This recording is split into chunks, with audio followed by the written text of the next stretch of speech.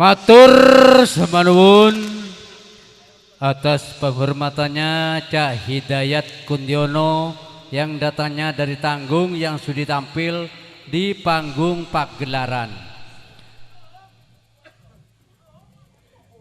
Cai pongan salajengipun kula aturaken dumateng Cak Habibi yang datangnya dari Sumberjo, bergabung Cak Irfan Rama yang datangnya dari Sumberjo, Cak Sair Sumberjo, bergabung juga Bapak Sanusi yang datangnya dari Boreng, dan Cak Rohim Ivana si rambut jagung yang datangnya dari Orang Gantung, beserta Cak Samlaji yang datangnya dari Bondoyudo, Bapak Kampung Suito yang datangnya dari Wonorejo, Cak Saiful Rini yang datangnya dari Tanggung, Cak Suheri Tanggung, dan Cak Karsiman yang datangnya dari Tanggung.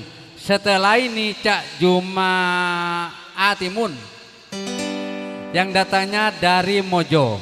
Setelah ini si Jago Tunggal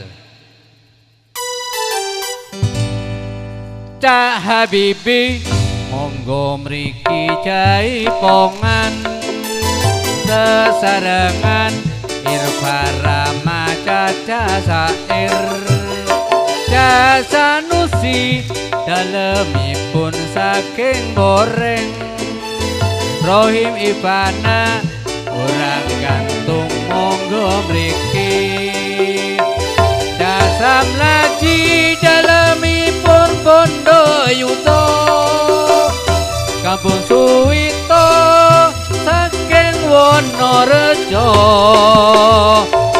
Saiful, Caca Suheri, Cakar Siman. Monggo mriki ansang sampur jaipongan.